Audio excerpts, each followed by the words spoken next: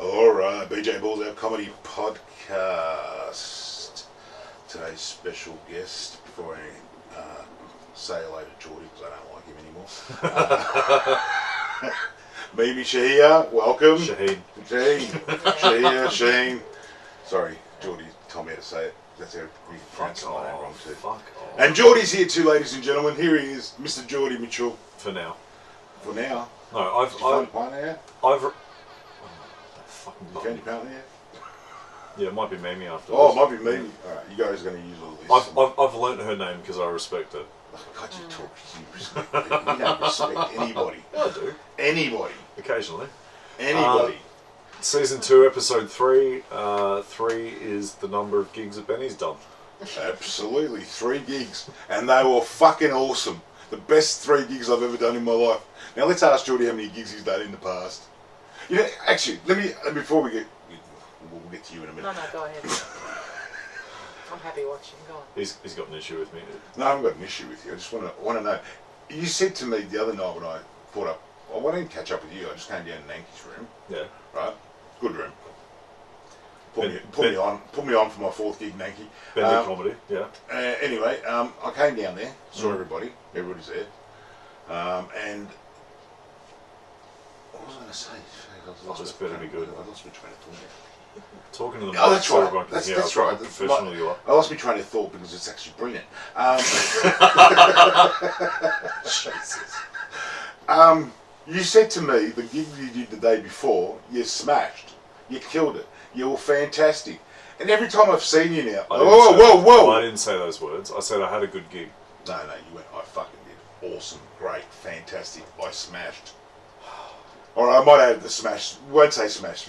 Take the smash out. If you're going to quote me, quote me.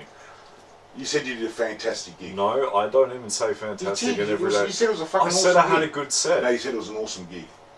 Yeah, the gig was awesome and I had a good set. Yeah. But then how come Are you chewing gum during a podcast? No, I'm not. Fucking animal? I'm chewing my bottom lip. Oh, okay. Right. Jesus Christ.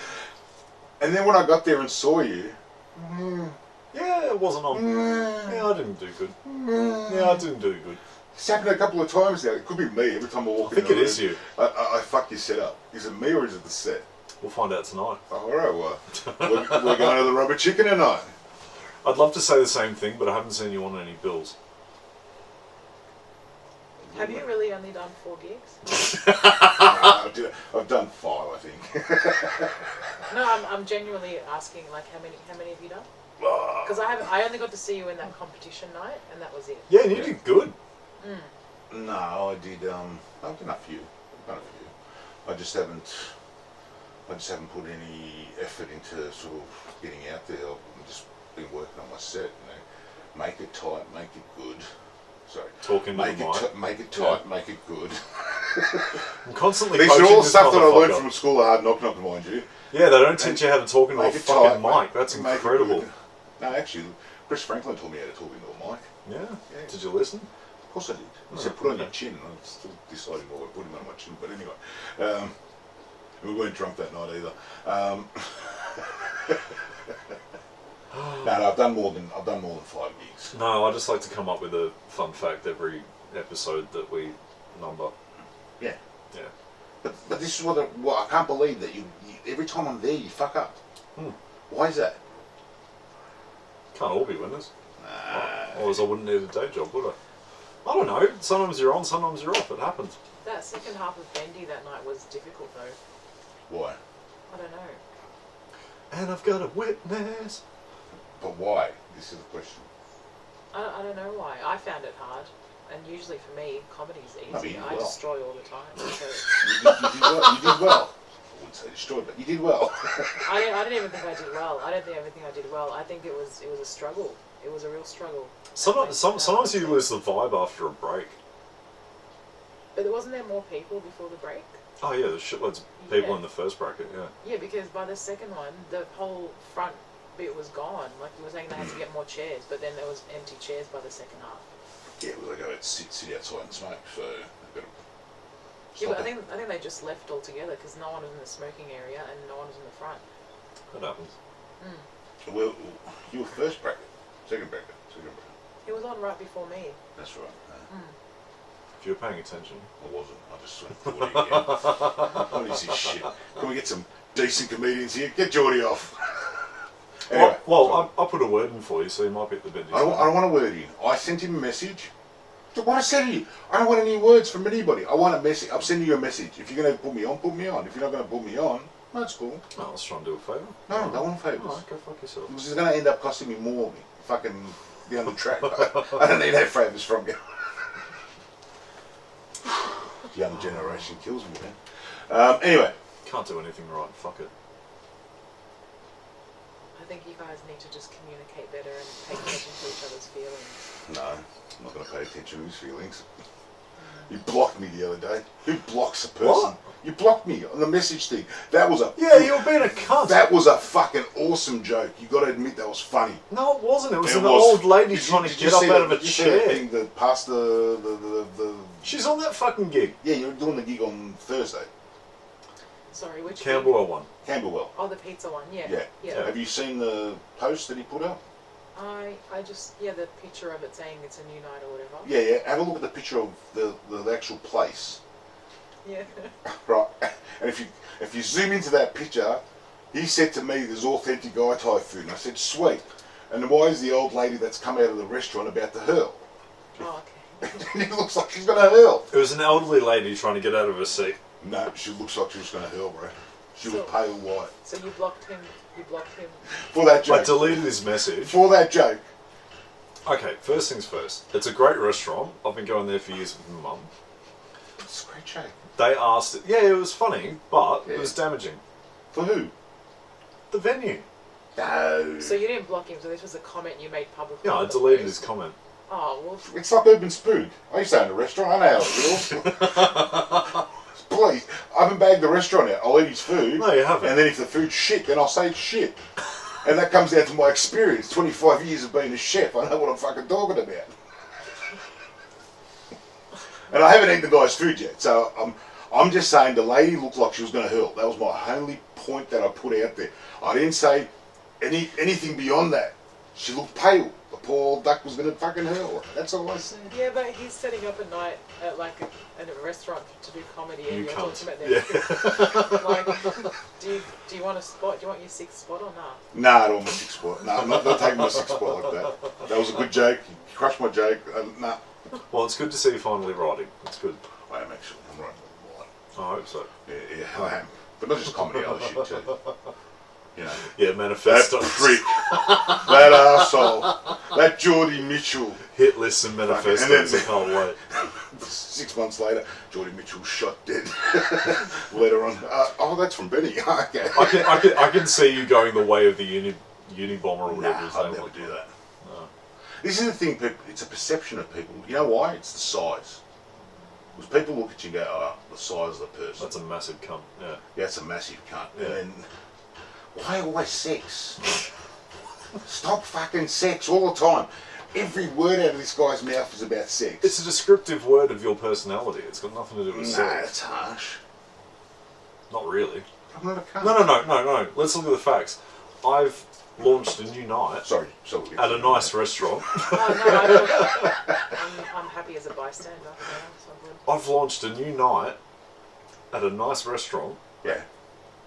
and you've nitpicked this little fucking square of a I photo just where you nitpicked thought it. someone was throwing up. It looked like she was going to hurl. That's a contact if ever I've seen one. No.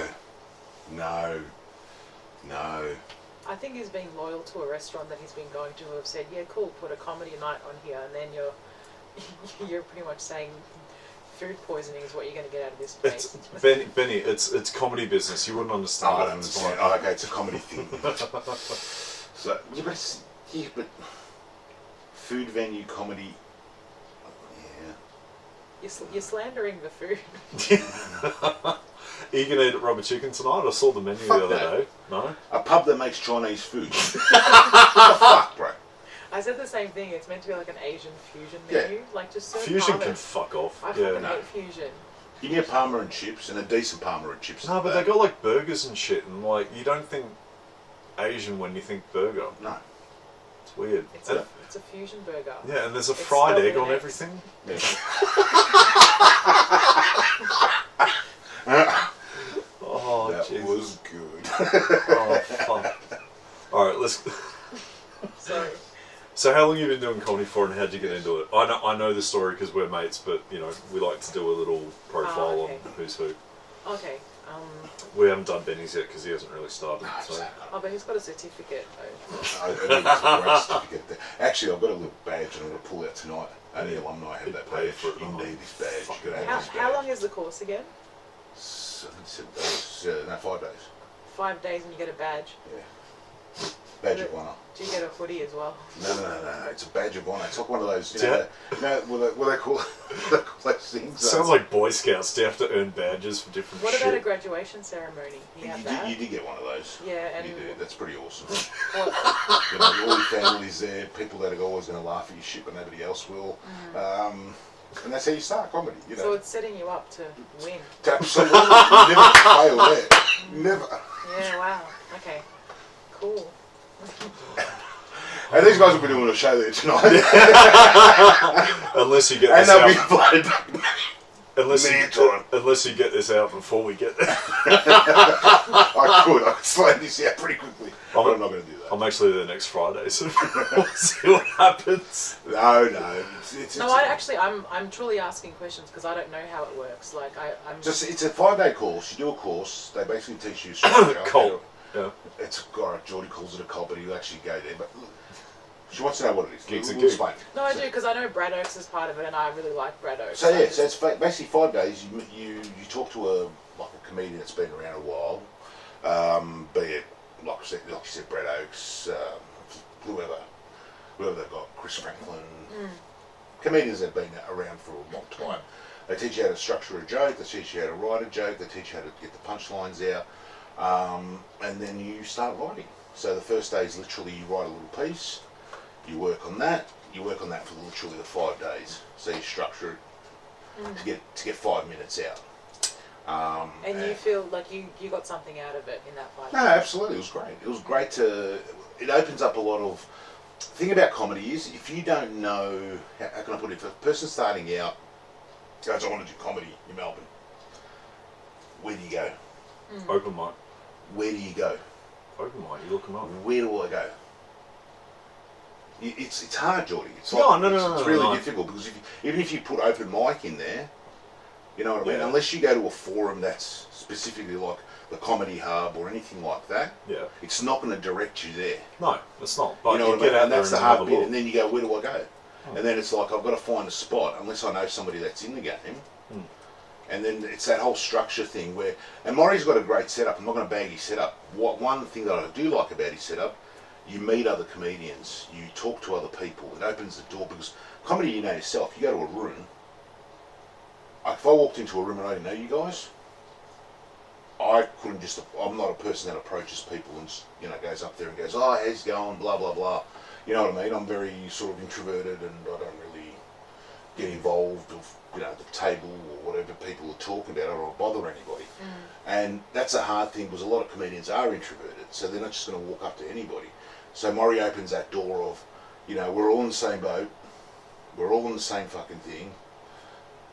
Let's do comedy. Let's sort of build this up, right or wrong or whatever. But it's a great stepping stone for that.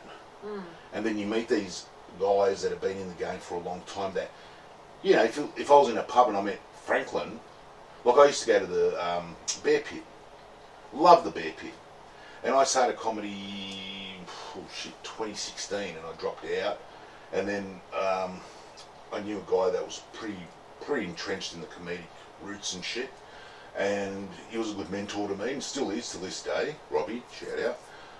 Robbie Gaultieri. Yes, and we went to the Bear Pit and we're sitting there and Robbie's just like, fucking go up. And I'm like, nah, I wasn't in the mood, you know what I mean? I just didn't feel it. But he's like, just go. And I'm like, no, I'm alright.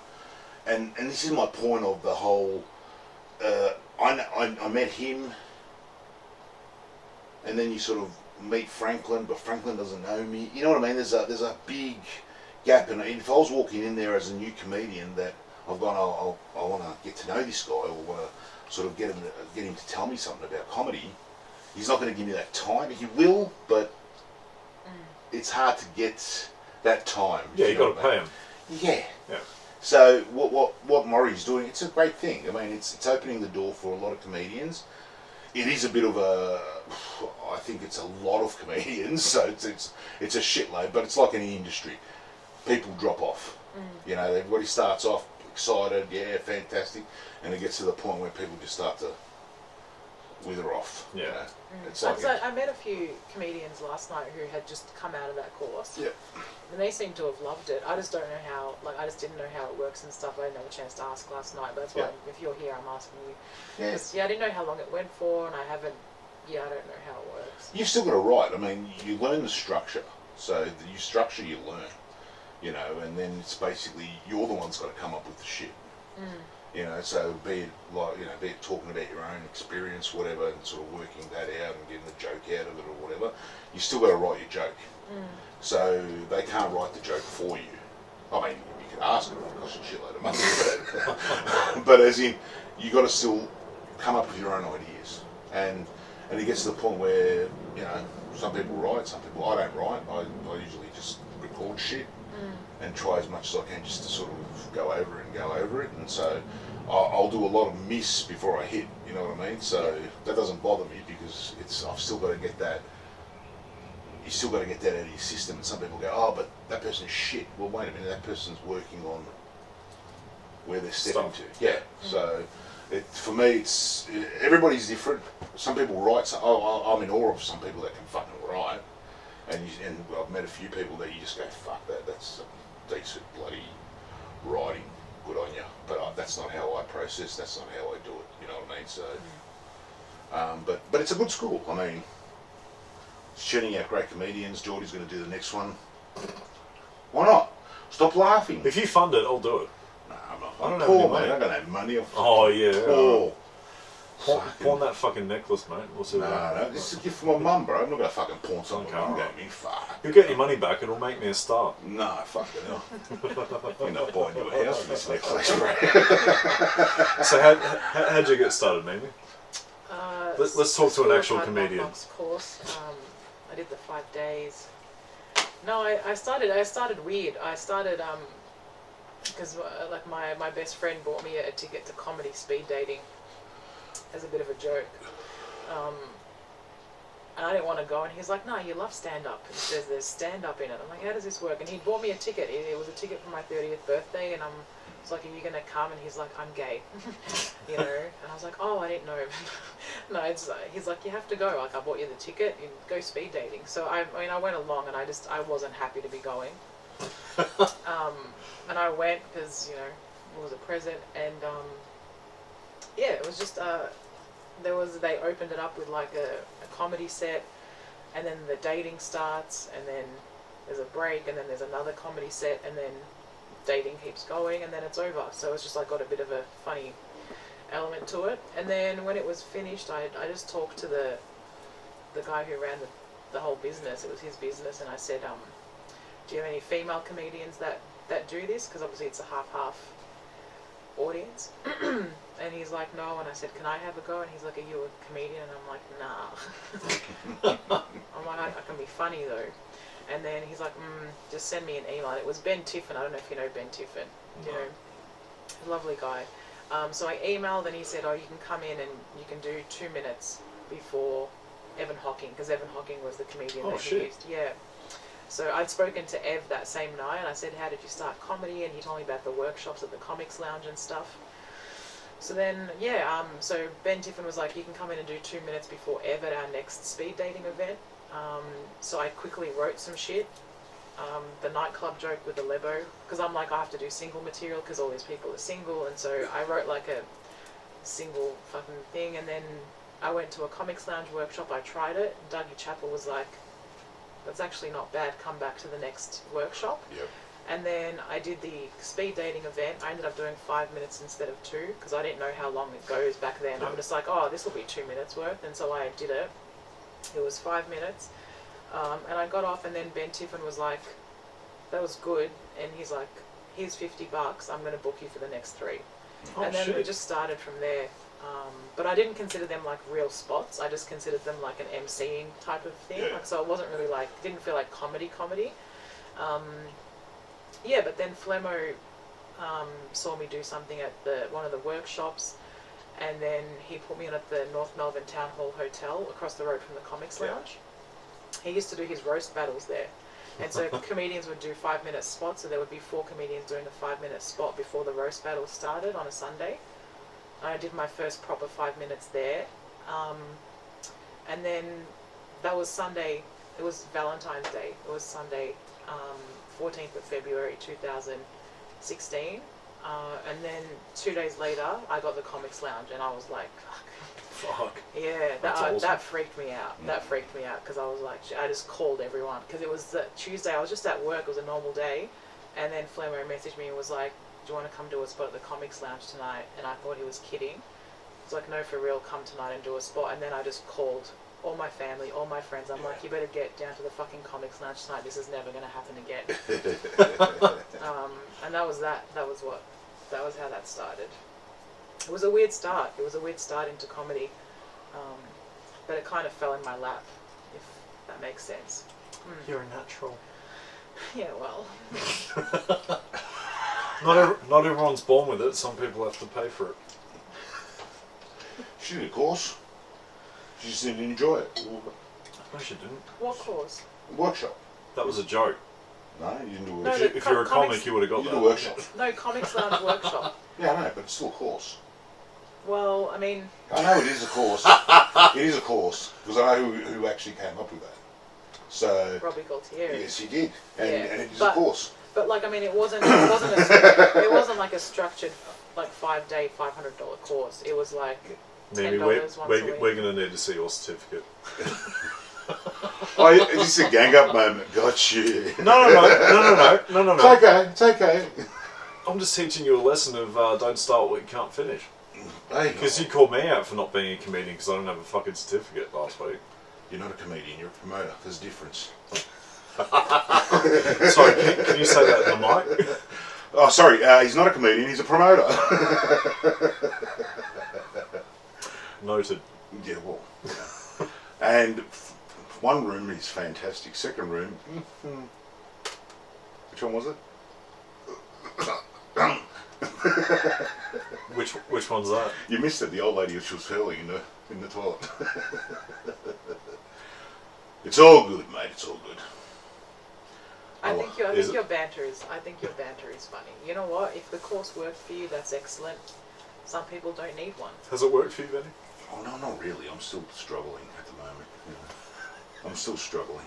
I said to a good friend last night that's a comedian. I said, I am 48, so I'm probably the oldest fucking comedian going around. No, you're Paul Sharplin. And, Yeah, alright, yeah. Paul and that. If I'm doing this at 78, when I'm supposed to be a real fucking decent comedian after 20 years, I'll fucking get my own gun, one of my high-powered rifles that I've got in there, and I'll shoot my own head off. That's all I'm putting out there. What's Anna going to say about that? Well, I yeah, feel it's fine. bad. She'll be fine with that. I feel bad for Anna in this But yeah, situation. you know how they say after 20 years you've hit the mark, you know, you've comedian's comedian and all that. I've heard that a few times over these many, you know, those shows that you watch on Netflix and that, you know, after a while. You don't do it at the start, you sort of got to get to that 20-year mark to become good. I can't wait to see what you rant about when you're fucking 70. Oh no, mate, I'll be sitting on a beach somewhere on my land. Still riding. No, I actually won't be riding. I'll just be sitting there enjoying it, going, God, what are people in Melbourne doing? Hello. Okay, got it. Yep, still doing the pizza joint. Gotcha. You're like, hey Geordie, can you just do me a favour? Go to my house and grab my certificate. Oh no. It'll be framed, it'll be with me. I'll be looking at it going, thank fuck. Oh. If you don't have fun with it, what's the point? That's the way I look at it. We'll do a GoFundMe and we'll send me to school. No, we'll just send you to school. We'll just send Geordie to school. We'll get him all dressed up. We'll get him there. I wanna actually see, like, you know, Back to school. with this course. They'll invite you. They'll actually invite you to be one of the special guests to talk about your comedy and all that sort of stuff. So they Well, actually, she's already got a gig on the Pro Room. yeah, but that's what I'm saying. They'll actually invite you at some point to actually do a class. No, I want to sit the class. Like, I want to learn what they're teaching. But that's the thing. They'll let you talk to the people and teach them. I can't teach anything. I'm not. No, the wisdom of your wisdom of what you've come up with and where you've come from and what you've done and all that sort of You stuff. are very wise, man. You know, they want wisdom. I make the best decisions. So yeah, so they do that as well. They get comedians in there. Yeah. Yeah, but wouldn't they be looking at getting like alumni in there to be like, oh, we started here and then we were able to do this and this and this to, you know, to show. Oh, some of them they do. Yeah, some alumni they get in there, but they also get comedians that've been around a while and basically get them in there to get their feel on things. I think. I mean, which is good. It's great to hear everybody's opinion. Not everybody's journey is the same. You know. You know, everybody's different. You know. I feel like I'm at a level where I'm still learning, so I would be interested to know. I think everyone's still learning. Yeah, I think comedy. Yeah. No, you don't stop learning. No, definitely not. You don't In stop comedy, learning, and I say it all the time, like comedy is such an abusive relationship. You know, you don't know whether you're going to come home and he's going to hit you, or whether he's going to give you a hug, but you still go back, don't you? Do you know what I mean? I don't know how to answer that. Yas, queen. Yeah, no, it is. Do you know what I mean? Like, Yeah, you know, it's an addiction. Comedy is a complete addiction. Absolutely. I think it's one of those things. As soon as you start falling out of love with it, stop. Absolutely. Same as music, same as art, same as anything. But you've also got to be realistic. Yeah. And I think, and this is what I was saying outside, there is a point of, I don't know what the word is, because I'm not educated and I don't come from fucking Geordie. But you went to school and you got a certificate. No, they went to school hard knocks. Yeah, that wasn't the other side. Surely they taught you everything That about was the side comedy. of town. What do you Anyway. want to say? I want to say... Do you need to get your folder out and I do. reference your There's notes? folders out there. Grab my folder. There's plenty of shit in there. No, leave it. There's too many documents in there. I don't need you to see how much fucking... what my net worth is. So you keep that certificate with your personal papers? Of course I do. Oh, okay, all right. Of course I do. So Why isn't it framed if it means so much to you? Why haven't you framed it? You're not proud of it? No, I blew it up. It's in the office. A massive one in there. You should see. Got a photo of me going. Anyway. I'm proud of my certificate. God. You see where I kept my little fucking alumni badge? That would blow your mind. They need to bring badges back and make it like Boy Scouts. Like, here's your heckler's badge. Here's your I wrote a clean joke badge. Here's my first bomb. Yeah, here's my first bomb badge. That first bomb is brutal though. Tell us about your first bomb. Yeah. We I love feel like hearing I cut you about off. this. Finish what you were saying, No, sorry. no. A-bombs all the time. Keep going. No, like but you know that bomb. You know the one where you just like I'm getting nothing. Yeah. Like you're just that there happens a lot. and you start to like I'm admitting it. no like Oh. you start to sweat and you Oh no, I've never sweated. oh god you just like you're hot That's and you're like menopausal. That's got nothing to do with comedy. I'm so sorry that's happening to you. It's my age. I told you, 48. Keep going. Okay. No, I'm just saying. I don't. If you're having a hot flush, please leave. I'll wait till you come back. You all right? I'm right. We can call a break at any moment. No, just that first bomb. Like I think it's such a rite of passage. You know, the first time it happens to you, it's just like I just don't know where I am when that happens. Do you know what I mean? Like you just. I don't know, like you get hot but you keep going. That's the thing. You don't actually get off stage, you know, and you start to like dig yourself. Like, I can fix this. And you can't, but you know it's going nowhere, and you're like, I'm just gonna have to ride this out. Like it takes a very special type of person to just keep going with something like that, you know. My first bomb was at the Wild. I think it's in Fitzroy. Back then, I'd done like the Comics Lounge a week before, and I'm like, oh, this is not the Comics Lounge. Like this will be totally fine. And I rocked up at like 7 o'clock, signed up, and it was like a 42-degree night, and this place was in this like all black wall, just like sweat box, and I signed up at 7 and I didn't get on till 11:15. Oh. And I sat through all these acts, and by the time I was on, there was 3 people left in the room. But that also would drain you. Like, you know, you sit there the whole night.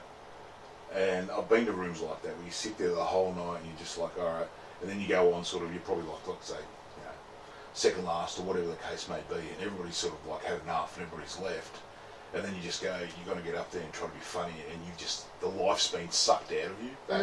That is hard. I don't care what anybody says.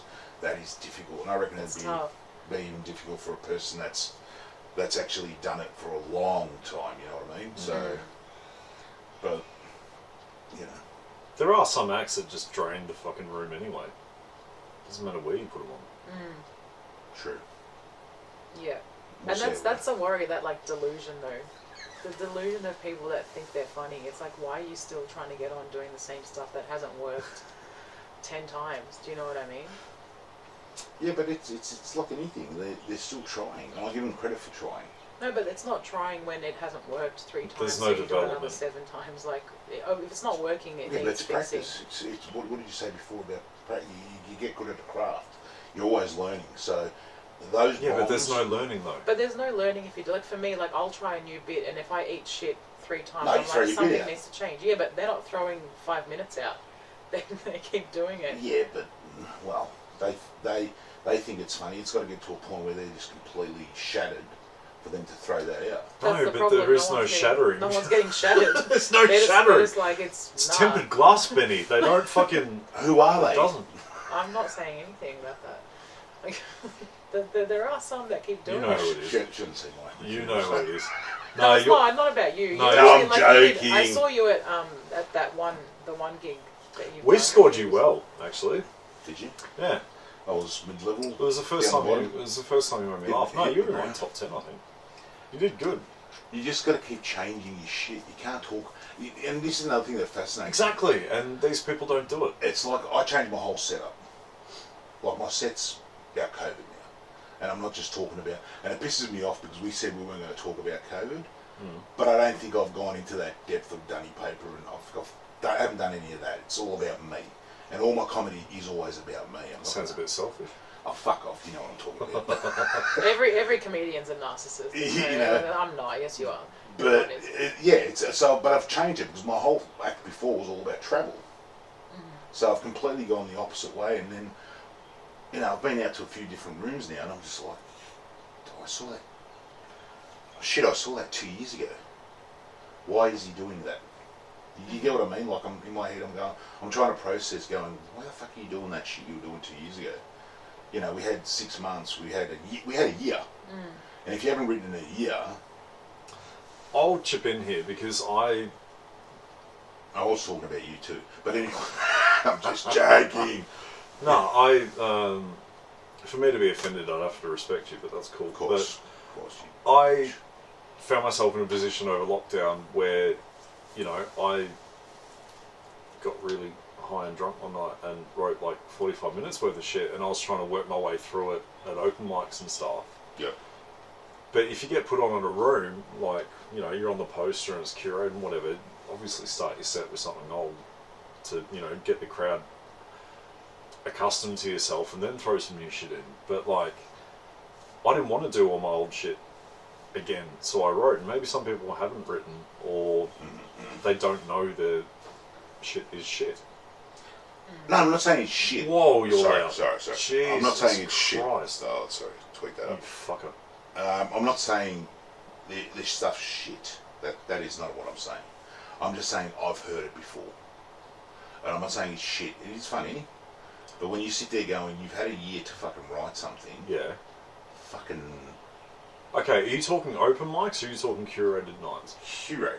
Okay, well... And these guys have been around a while, which actually surprised me a little. Because I sort of went, I would expect this person, like when I've talked to this person, I would expect this person to write some shit.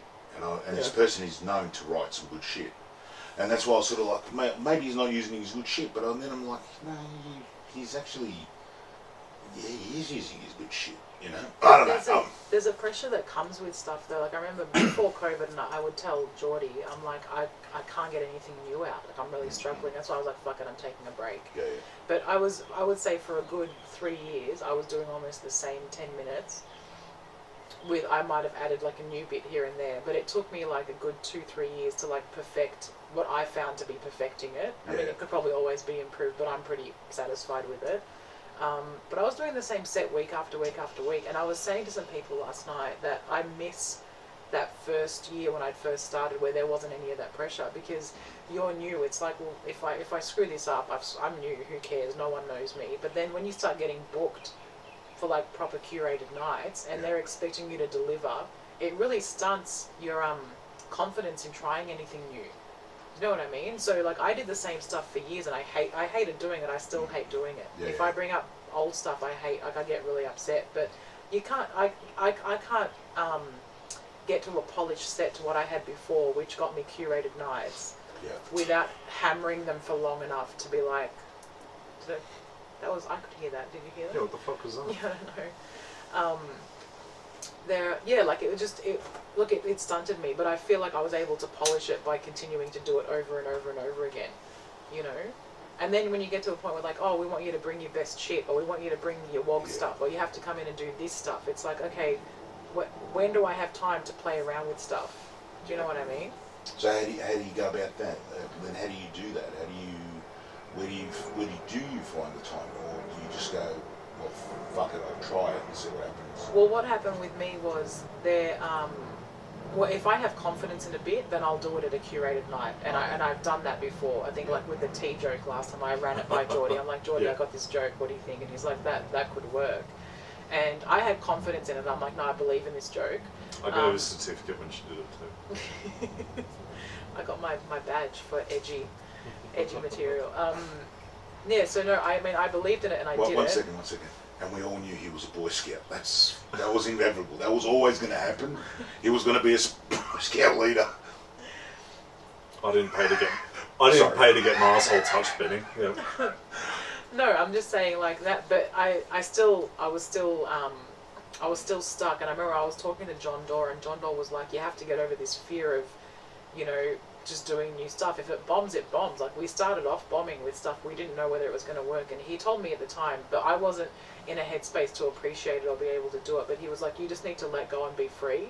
He's like, if it's going to fuck up, it's going to fuck up. Like, throw in something new. Just try to throw in something new once a week or something. And I'm like, how can I do that if I'm getting booked at this place and they're expecting me to deliver? And he's like, go back to the open mics and just start doing it. And he'd said it at the time, and I got where he was coming from, but I wasn't in a headspace to do it.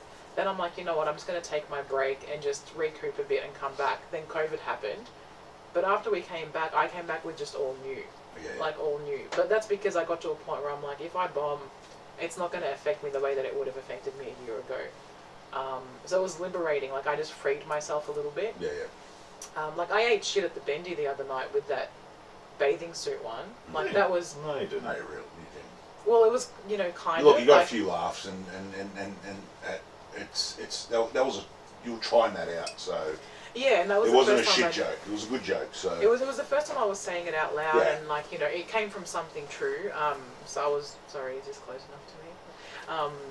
Yeah, so I was trying, you know, but it was probably the wrong place to try it. I wasn't in a good headspace, but I didn't feel like I didn't spend the night being like, oh, why did I do that? That was shit, and beat myself up over. I was like, whatever, fuck it. Yeah. Half of it worked, half of it didn't. Next. I think that's important. That's a big important. When I started, I had that fear of fuck. Oh shit, you know, my life's ruined. And now, resound to I just don't give a shit. And it's not about I don't give a shit about comedy. I love comedy. I don't give a shit if I bomb. Because if I get so scared that I put that fear in my head, I can't go to rooms. So I've done that before. I've gone into a room and I'm so freaked out about the room that I completely I just switch off. I couldn't give a shit. Yeah. Because what's the worst that can happen? But, you know, like going back to what I said before, like all comedians have like a narcissistic streak through them. Like no one can say that they don't. Everyone has it to an extent, whether it's a lot, whether it's a little bit. But don't you think that, and this is what gets me, and this is what made me think, is that when we bomb, you know, sometimes we're in a headspace, we're like, fuck, I bombed, and it was in front of other comics, and blah, blah, blah. And like, you know, you hear people like, oh, hey, did you hear about blah, blah? They ate shit the other night. Oh, fuck, that sounds brutal, blah, blah, blah. Within a day, they've forgotten about it. We are not that important. Everyone only gives a fuck about themselves anyway. Absolutely. So it's like, they're just going to forget about it. Yeah. You bomb, and then next, you know? Absolutely. On the same token, as a promoter, not a comic, Benny, care more about the punters. So if I book people, I don't, you know, if they have the absolute confidence in a bit that works, yeah, try it. But you get booked for your good stuff. Absolutely. No, I don't disagree with that. And it's about the punter. Like, I don't give a fuck, and I learned this from Sharplin, I don't give a fuck how many times I've heard your set. Yeah. It's not about me, or the other comics in the room, fuck 'em. It's But about the punter. The punter comes out to be entertained. Yeah, absolutely. I've always agreed with that. The punter's number one. You know, you got to make that punter laugh, and then every, and it's my whole point about every room. Every room's different. Yeah. Every room, you know, people go, oh, but you know, I can make anybody laugh in any room. That's bullshit. No, yeah, exactly. To me, that's bullshit. Sometimes you don't have your crowd, and sometimes absolutely. people You haven't don't got that vibe crowd with that you. you feel that crowd can't relate to you. Yeah. I'm not going to make that person. I'm not going to make a hipster in Brunswick laugh at my shit. No. Might laugh at a couple of jokes, but overall, he's not going to laugh at my shit. But that's not my experience. But stick me in a wall room, they're going to laugh at it because that's where I come from. That's my background. That's my whole, you know. But I don't do that because that's not my genre. But you know, people do that, and that's another thing. Genres.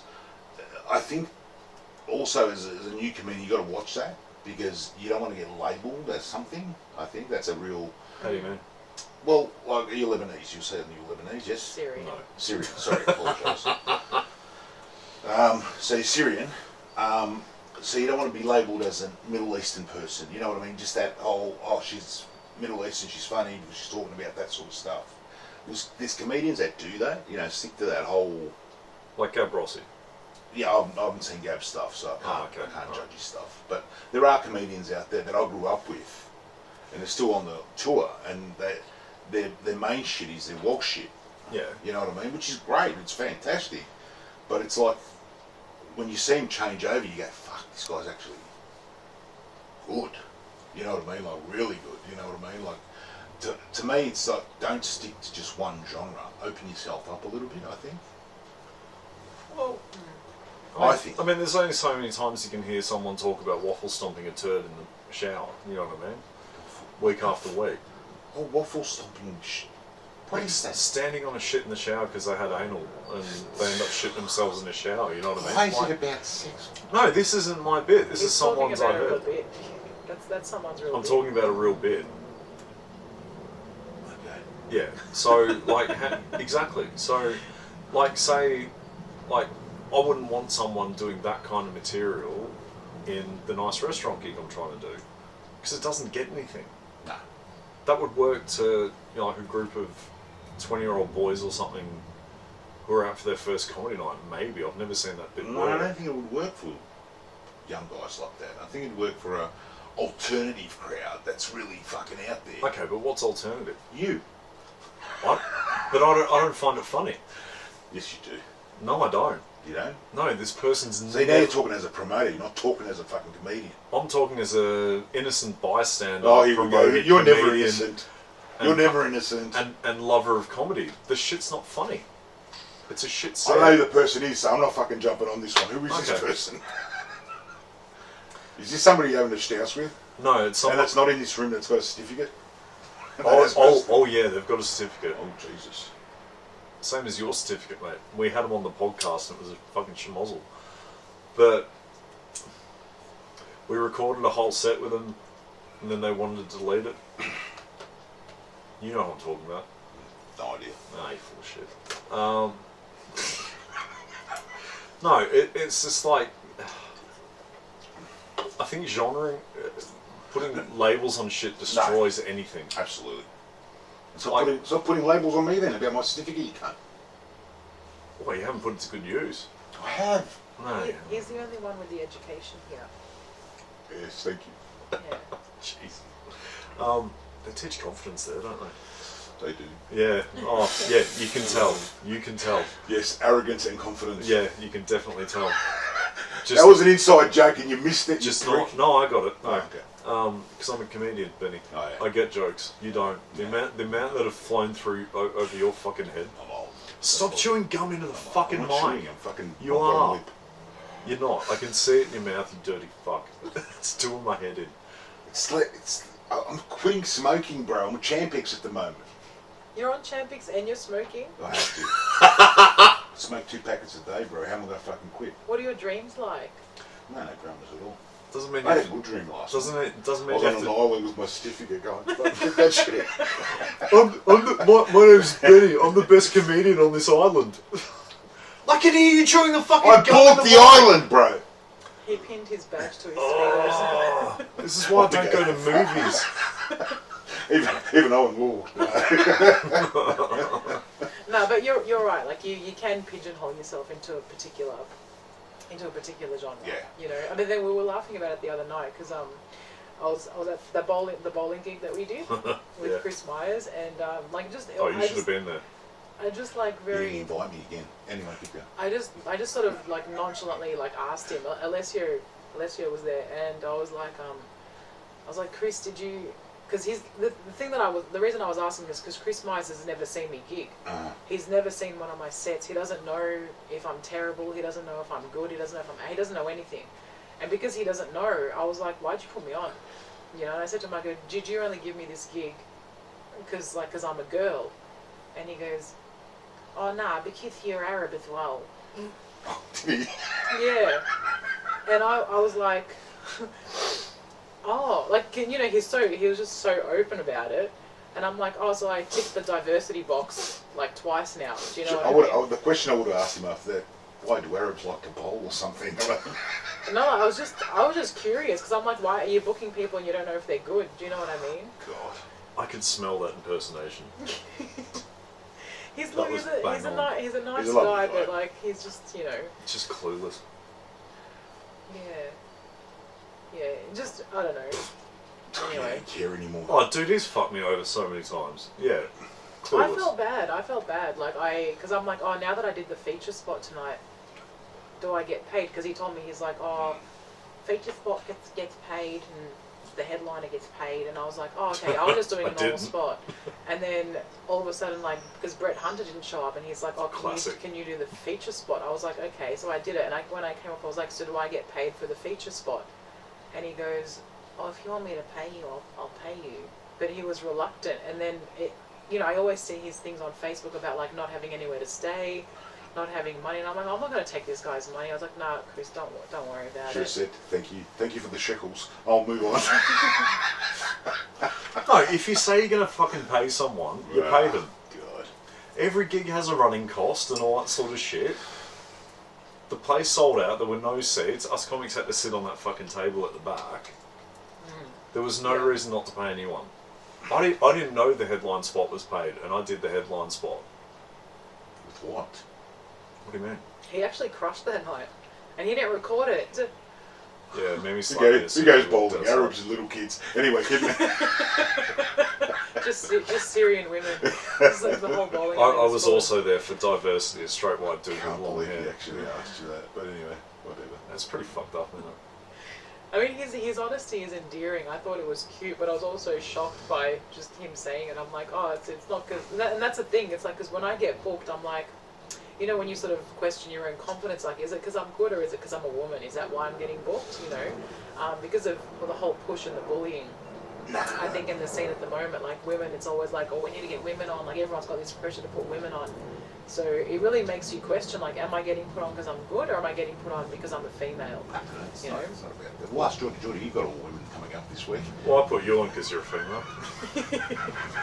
I know. That was a happy accident. I'm That a was- token female act for that. I know, I was actually disappointed. I actually cried. I cried myself to sleep that night. I'm not even on this bill, and I've got bigger tits than all of them. Beg to differ. No comment. No, it was a happy accident, but I'm not. I got in trouble for saying this ages ago. I think we were talking to Lawrence Driscoll when this came up. It was like I don't. Yeah, the diversity one. I don't pander to. Okay, so I've got. You know, let's just spitball an average night of a gig. I've got 3 women, 3 dudes, and a female drops off or a male drops off. I don't see the need to replace them with someone of the same gender. Not everyone's available that night. Happy to go through my phone and say, you know, I texted this person asking him to do this gig, that person approached me asking can I do that gig, whatever. Yeah. Just because you've got a gap doesn't mean you can fill it. When I Don't text him on the night either. Keep going. I don't like fucking pigeonholing people. Like, I put acts on who are funny. I've said it. I've said this to you before. If I find somebody funny, I don't give a fuck what they are. No, I don't give a shit. I've got to be honest. Two female comedians that I love to watch. They fucking make me laugh. And I've seen them. So Tracy. Yeah. Armstrong. Great, yeah. Oh, she fucking makes me. Oh, fuck, I'm like a little fat schoolgirl. And Bron Wilson. Those two girls. No, Bron Lewis. Bron Lewis, sorry. Those two. Mate, I'll without a shadow of doubt, I'll pay to see their shit because for me they're brilliant. Oh, so you're coming Tuesday because Tracy's on. Yeah, I'll come. That's the only night I'm coming, and then we won't see me until I'm on the fucking bill. I should actually get. Oh, fucking should I? I should pull out one of my 1980s suits, one of those fucking shiny ones. No, too much. Too much for your room. I don't want people thinking it's a pimp night. No, I was going to do a fucking Chasers night.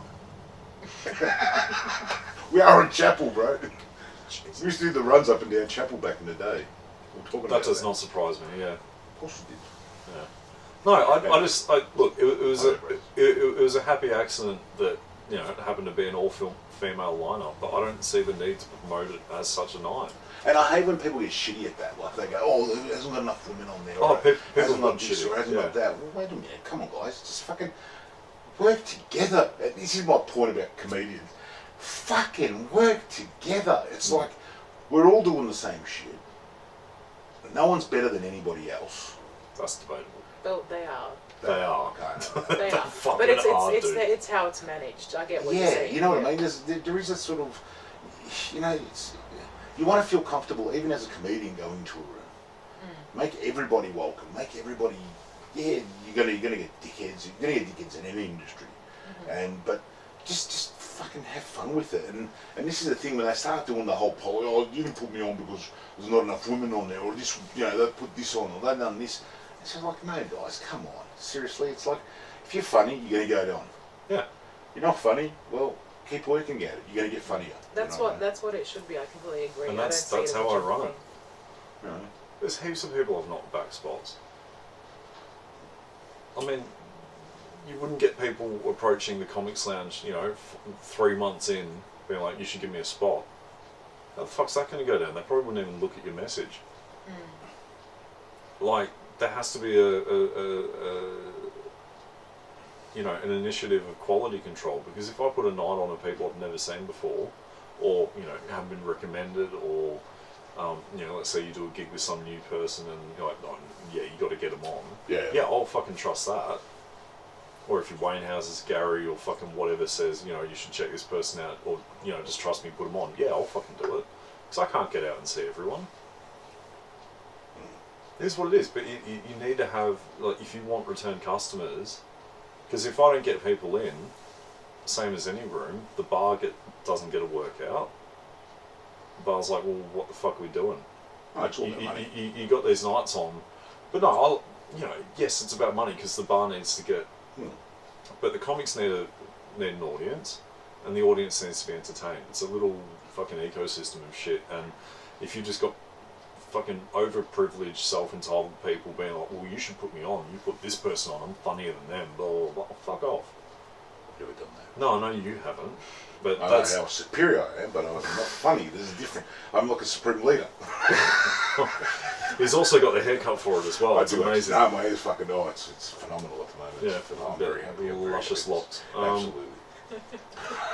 We're really trying to get an endorsement of a hair care product for the two of us. No, I'm actually working on it. If we nail this, what's coming up, what I've got in the pipeworks, just keep watching, mate. This is gonna. People will watch if you lose your fucking chewing gum. Oh, People are probably already tuned out by now. I know I have. you tuned out last year, bro. Seriously, you tuned out last year. Yeah, when someone was going on about fucking political leaders for 45 minutes. What political leaders? I never did that. No, Kieran Butler came in and I tuned out. Oh no, but I don't do politics. No, I know you don't. I know. I know you don't. There's only one supreme leader. No, something's coming up.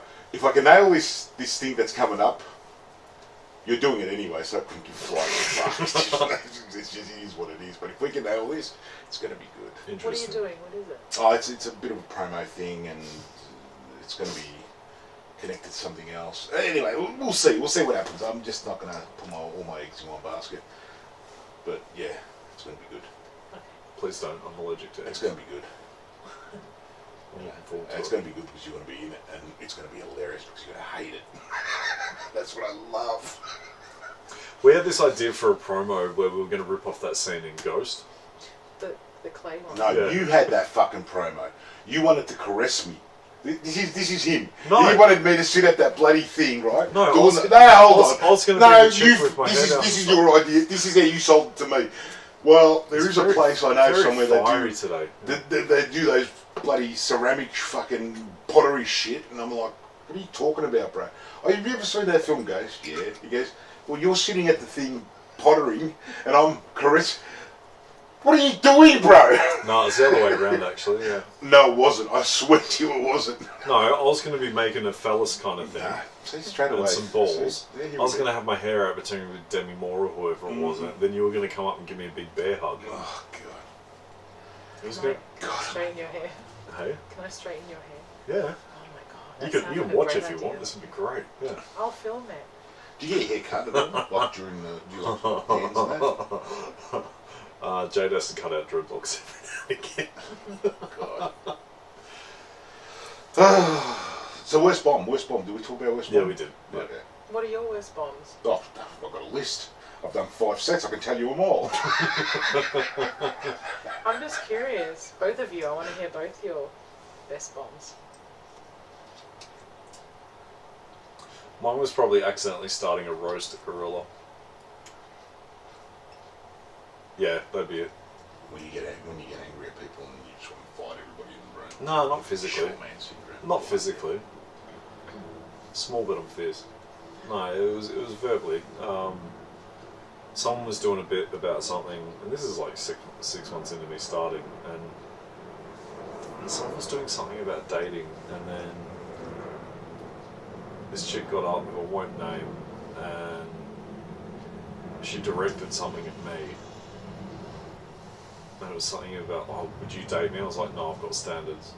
And that got a better laugh than what she was getting. And then I got up and did my bit, and her and her friend walked out. And I think I said something like, oh, you know, trust someone like you to drop something as they're on the way out, or something like that. And then the whole place just fucking erupted. And yeah, it was nasty. That doesn't sound like a bomb. That sounds pretty Pretty- positive. Pretty aggressive. That sounds like a good reaction. It felt like a bomb. I didn't look. It was the first thing I had to deal with, like, because the MC thought we were friends. I was like, no, we're not friends. I don't know who the fuck this is. And then, you know, she had a crack at me with her and her best mate or whatever. And then I got up and got absolutely nothing. And it felt like a bomb. I think I took like a month or 2 off. I was scared to go back to Gorilla. Geordie doesn't bomb. I do. Well, tell us your What do I bomb. do? Don't be a bomb that- bomb. okay. Where you just don't do well. Okay, my worst bomb was at this place called... Oh, fuck, where was it? It's in Richmond or something close to Richmond, called the Yellow Duck or the Fat Duck. Not Fat Oh, Duck. yeah. Not Fat Duck, that's Heston Blumenthal's place. The Chapel Street, the one off Chapel Street? Maybe. Flying Duck? Flying Duck? Yeah. Yeah, I think. Oh yeah, I remember that one. Yeah, so I this is way before I met either of you, but I think it was like my 3rd or 4th gig, and like I did I had all my shit. It was the first like 10-minute spot I had, so I thought, oh, fuck, I got to come up with some new stuff. And it was the first time my mum had come to see me, and my stepdad had my best mate Ralphie there, and he's always been a good gauge because we grew up watching the same stand-up. He used to come to Gorilla all the time when I started and all this sort of shit, and so he was there, and I'm very thankful the other 10 mates I invited didn't rock up because I hate shit so bad.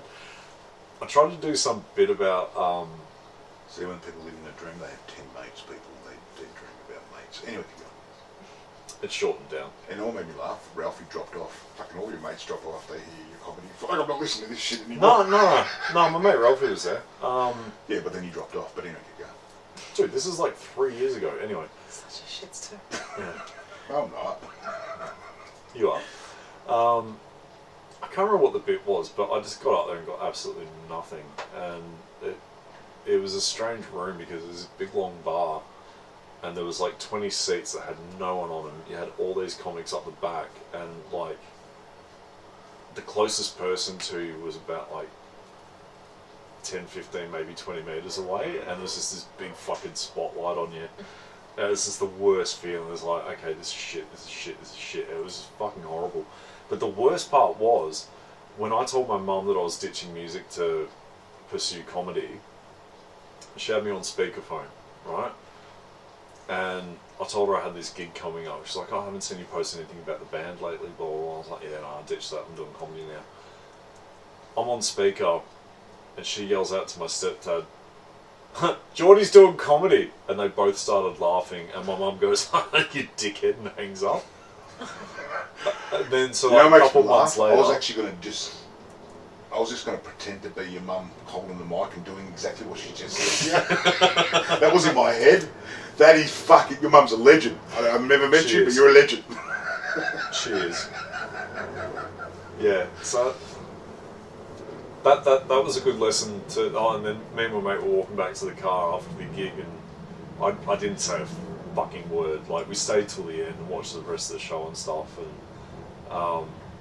I can't remember how well everyone else did, but I was definitely the worst on the bill. And we're walking back to the car, and the walk was so fucking long, even though we parked like a block away. It felt like a hike, and I didn't say anything. Like, from getting off stage to walking to the car, and we get like 2 cars away from his, and he goes, "That didn't go so well, did it?" It's like, oh, cheers, dude.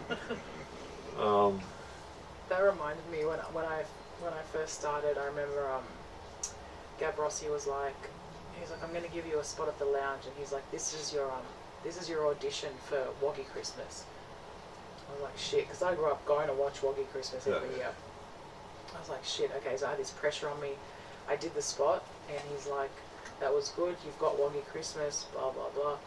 And then when we did Woggy Christmas, I invited my parents to come. And so it was like George Campagnaris, Gab Rossi, Izzy Ali, and me, and Johnny Katz, so there was 5. And so the night that my parents came to watch, like when we'd finished and the whole show was over, I said to my dad, I was like, Kat, did you like it? I didn't even say, what did you think about it? I go, did you like it? And he and I, like when I was little, we'd watch Acropolis Now and all that sort of stuff. So he knew Campagnaris, and he was, really happy about that. And I was like, what did you think of the show? And he goes, you were the worst one on. Awesome. Right, he says that, and he goes, but you tried hard and it was good. And I was like, all right. Like, like it was sort of like you walk away and like the honesty has to be appreciated. Like you can't be upset about it. And like he was right. Like I had the least experience out of everyone on. They're all, like veterans. Yeah. And I've just waltzed in with like my female shit being like, oh, dating, and then like that was what my dad said. I'm just like, thanks, Dad. God. Thanks for coming to watch. What about yours, Benjamin? So many to choose from. So many to choose from. So we'll just put down your career as a bomb then? Yeah, pretty much. Worst one, I don't do well in competitions, I've noticed. But you did the other day. No, because I was angry. My whole persona is different when I'm angry. Okay. And I'm not angry, but I'm angry to make myself angry to actually do my set, because that's how I operate now. So the more angrier I am, the better my set. Okay. So if I'm driving down, I'm shooting a gun in the air. Fucking go to Chapel Street tonight! Actually, there's something in that, because that gig that we did at the bowling alley, I was super pissed. Yeah. And then I said that to Jade. I was like, oh, I did pretty fucking good tonight. And Mimi was pissed off I didn't film it. And she goes, well, what was that? I was like, I was super pissed off. She goes, oh, that's cool. Every gig you've gone, I'll go fuck around on you then. That'll set you off. I was like, oh, that's love. Yeah, because it came out on stage. You threw in tags in there that weren't even, you wouldn't have even known they were tags. He was just like, because he was making comment about like what had pissed him off without anyone knowing what had pissed him off, but he wove it into his set, just like blurted it out there, and it was doing really fucking well. And the thing is, like with things like that, you're walking a tightrope, because you're either going to go in the direction of like, I'm going to use this to my advantage and people are going to laugh and be like, oh, this guy's just having like having a great set and throwing in some like, you know, really aggressive stuff here and there, but it's funny, or it's just going to derail and they're going to be like, this guy is going to off himself. It's a hate speech. And this is just his therapy right now. He's not using this in a way that's like, you know, it's not comedy. So that could have gone either way, but it went in your favor, because you know, you've seen when comics get up and they're, you know, they've had a bad day, they might try that, and it's happened to me many times. That's how I know. Like I'll get up and like I'll open, and then if it doesn't go how I thought it did, I'm angry because I've had a crap day, and then I'm supposed to dance like a monkey for you idiots who aren't even laughing in the first 30 seconds. All about the audience. But that's the thing, like, you don't have that in you. You're not about the audience in those moments. You're just like, you know, and so when they don't, you're like, all right, now I'm going to fucking serve it to you. And you're just like, you don't know the day that I fucking had. And then you'll start, and like, you just go into this spiral, you know. But he did really well with it. It worked for him. Yeah, well, thank you. That's the thing. It's like you got to find what works for you, and you stick to it. And if that works for you, more power to you. You know. But yeah, I was doing Dirty Secrets, and now I'm a big bloke.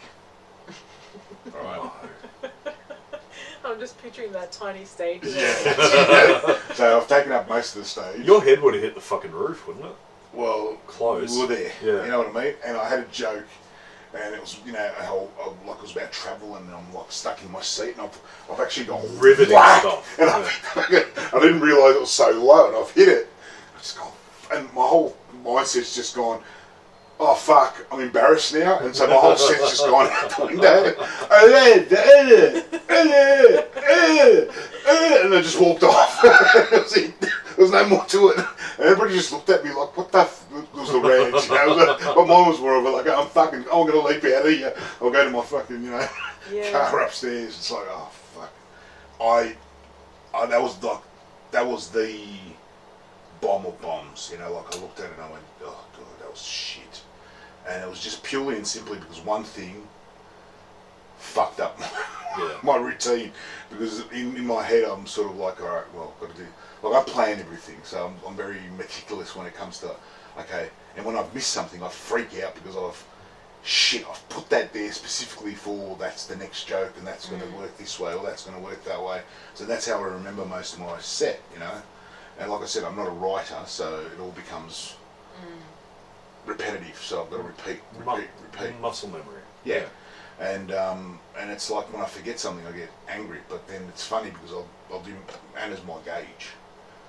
If she laughs, it's funny. If and me sometimes, yeah. If it's shit, nah, it's your shit. You do it just to piss me off. You think I'm pissing him off? He sits there going, I'm going to laugh at that. Fuck him. It's hilarious. I'm not going to laugh at that.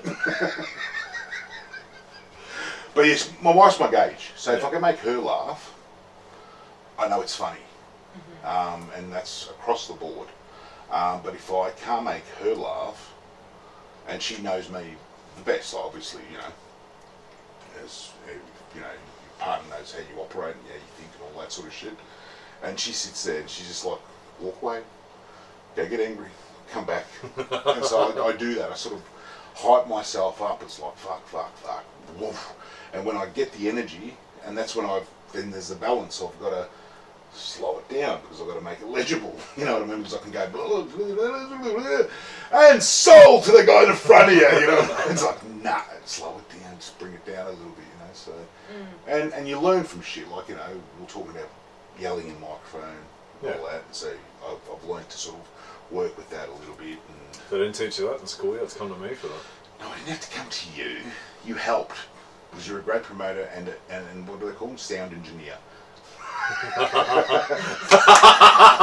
Boom! Oh, the fucking noise. The fucking noise. But yeah, it's like, yeah, so, but I think you got to bomb to work on your shit. So if you become that, and it's like in any industry, and I've talked about this before, even like with chefing, when you think you've learnt everything, you're full of shit. You're learning every day. There's even till this day, I've been doing it for so long, like as a chef, and I cook shit at home that I learn. I pick something up and I went, fuck, I didn't know that, and that works well, and I can use that, and I can try that. And it's the same with comedy. You can add shit in there. You can fucking pull shit out. If this doesn't work for you, pull it out. If that works for you, do that. And that's not no book's going to teach you that. You're going to teach yourself that, I think, anyway. But once again, that's wisdom from Benny, 48-year-old guy in the room. Dick, fuck, cock. That's all you get out of this guy. Sorry, you were saying? Pedos and Nazis, but yeah. Don't do that! Why? Because It's a good bit. No, I think don't do that. it's worked well. it's dangerous. Why? It's dangerous. You're going to get to a point where somebody's going to, I don't know. There's crazy people out there. I'm sitting It across. was like my joke I did for you last week about the dying joke when you end up. Yeah. That was a good joke, Yeah, it was a good joke. but that got pulled. Oh, I told you that. no, I forgot. The one that the prison. Oh yeah, no, you should Yeah. do that. No, Yeah. that's a good joke. That's a tell, good joke. tell Mimi that afterwards. That's a good joke. No, Mimi will appreciate that. But it just didn't work because from where I come from, I'm not part of that. So anyway, whatever. But I think also too, like it comes to like who you surround yourself with. Like we're good friends. You tell me when I do shit. We have a little debrief in the car ride home. Like, it didn't go so well. Or that bit worked. And then you got people who have too much confidence because no one has the balls to tell them. You know what? That. You shit. Yeah. You know what I mean? Like you need to. I think you. Yeah, Support you've group got to- of who you've you got to- hang out with. It's great when you find that, and that's the hardest bit. Me being my age, you guys are still young, so you can bounce off each other. But it's harder for me to find that person that I can bounce off. I don't think age has anything to do with comedy. It's not. It's not. It It's does. not. It's not. I don't think so because like Sharplin will like run stuff past. I mean, he was mentioning one a few weeks ago to me, and I'm like, Yeah. that's pretty good. I'm like, you should probably do that. Oh, fucking Just be careful Sharplin where, nailed it last week. Yeah. Oh, he nailed it off stage as well. Like someone was up and was like, "Oh, I've lost 40 kilos over lockdown," and Sharplin yells out, "Oh, you fuck!" Like he was on fire before. Like he was lit AF before Yeah. his. Okay. Do you know what I mean? Yeah. Like, and then when he was on, I got magic happened. When it's the Yeah. best set I've ever seen Sharplin do. Yeah. You know. That was as good as when he did the Athenaeum opening for McCarthy. Like it was so fucking good. Like he's got. It's so funny. He's got. I'm not going to say the bit obviously, but like he's got this bit about going to a protest, and someone calls him an old white cunt. And he goes, "How does this guy know me?" And then there's something thrown in there about a divvy van. It was fucking hilarious. Oh, but he's yeah. great. You know what? Like honestly, like he should be doing way more than what he is, Sharplin, because Yeah. he's got something there, and he's got this. Oh, I don't know what it is. There's just something about his personality that's just funny anyway, you know. But that's the thing. So where does he go? Like where's the next step? This is the thing that I'm You just keep pushing. Yeah, I think but keep pushing pushing. what? What are you pushing? Well, where do you want to go? Yeah, but that's my whole point. As in, we're very limited here. We're very limited. There's no TV you can go to.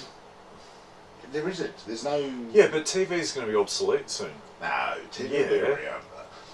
It'll be around. Any but- streaming thing, you can do shit. This is what I'm trying to say. People aren't doing that type of thing anymore. Whereas before it used to be a thing where you'd have your full frontals, you'd have your comedy companies, all Yeah. that sort of stuff. And we got into this last week because we didn't have Netflix and we didn't have YouTube and all that sort of Yeah, shit. but So you- TV was the But only you can outlet. still do it now. This is my whole point. As in, there's got to be these other outlets where these people can get to, and their shit is funny. And it's like, Yeah. and you sit there going, well, there's got to be more stuff out there. Okay, look at it this way. Like Facebook algorithm, right? So when I'm doing a night, I promote it. Mm-hmm. Like, put anywhere between 10, 15, $20 on it. Mm-hmm. I ask all the acts, share it, like the page, blah, blah, blah, blah, invite your friends, all that sort of shit. Yeah. Because I only know so many people, so do you, so do you. Whereas TV, back in the day, that was the only form of entertainment in the house, unless you went to the sports game, you went to go see the band at Etihad Stadium or whatever the fuck it was back then. You know what I mean? Like, day where you're only, or read a fucking paper or listen to radio. That's all there was. But TV, everything's on a screen, but you've got too much shit coming into a screen that some people prefer YouTube, some people prefer, Netflix and all that sort of I'm shit. just saying it can't be just the one medium, and this is my whole point about the industry. We're so focused in the like stand-up that we need to start to pull those little, be it a movie, write a short movie, write a fucking short comedy movie, write a short skit, like, yeah, but it's all about exposure though. Like, you only know so many people. So if you got someone, Sharpen probably had the best set of the night last week, right? That and Liam Ruddy. Yeah. Oh, dude, he fucking killed it. So much better than what I first. Like, he was already a good comic, but he fucking I nailed was it. going to come down, but you didn't put me on. Oh, Anyway. fuck off. He cleaned up. He's starting to sound like a real hard knock. What would I drive the other? I'm not going to be on. Anyway, so yeah. So many issues with that argument. There's literally no opportunity missed by you to mention or drop that in. Like, it's just, that's what's funny. He's a bitter old cunt. Yeah, no. Fuck that fan. But No it's- idea. It's, It cuts deep. okay, so let's say, I'm just trying to think of a song now. You'll probably enjoy it. Nah, it's not talking one. Anyway, you go. there's a Shakira song called Cut Me Deep. That's a great track. First cut is the deepest. That's the one I was thinking of. Thank you, Mimi. Who sings that? Those dudes. Yeah, those ones. It's like an REO Speedwagon type. I think it is. Yeah. Is it? I think so, yeah. Oh, someone fact check us. Okay, so you can have, like, let's just take tonight for example, right? We've got yourself, me, Dan Kappa, Gary Jahal, Jade O'Brien, who else is there? Lisa Gattenby. Lisa Gattenby and Andrew Wiles, yeah? That's a good lineup. But What? no, hear me out, you Fucking fuck. hell, I looked up to God. I went, what the fuck was he talking about? Hear me out, you fuck. Alright, so that's great for the people there, right? Why? Because if everyone's on their game, they're in for a good fucking night. Okay. That's what I mean. So let's say there's 20 people in there You tonight. should do it tonight because I'm making you as angry as fuck. Punch me before I go on. That'll piss me off. Are you Nah, coming? I'll Are you coming tonight? Yeah, come with the wife. Yeah. So I'm actually going to write a list tonight. list of what? I'll tell you later. Yeah, because You guys came up with this idea. I'm just going to use the list. I'm just going to write the list. I'm going to categorise the list tonight. Sounds ominous. Go Oh on. yeah. All right. Okay. Penny drops. Yeah. Ba-ting!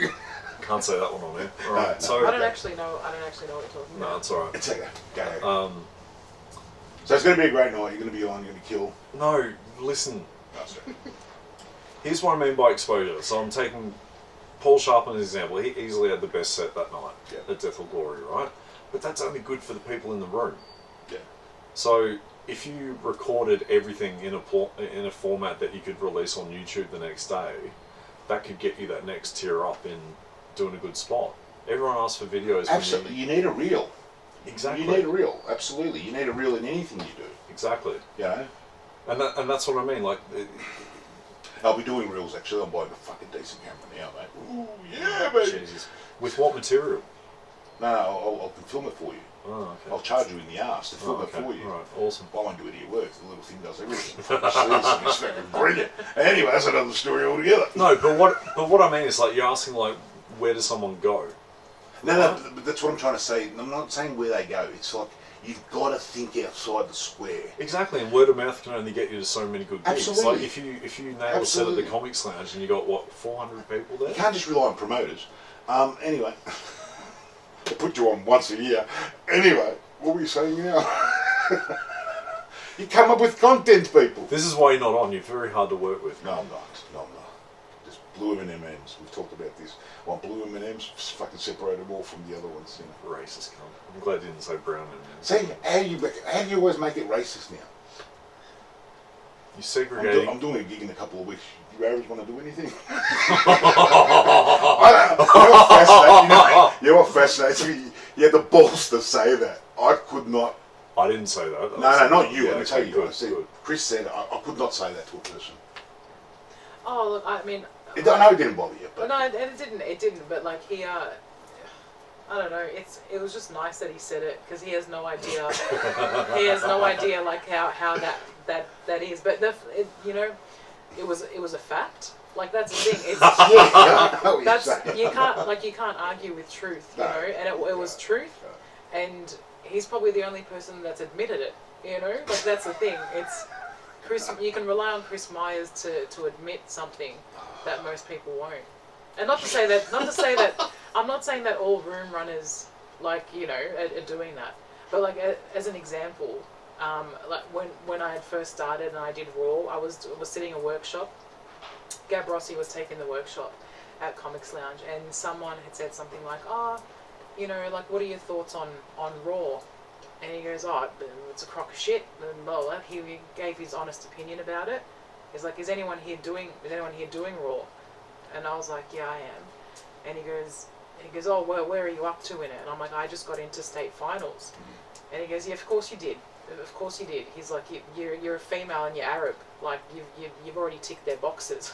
So it was like, you know, like there was no mention of like comedy. It was just like you're ticking boxes.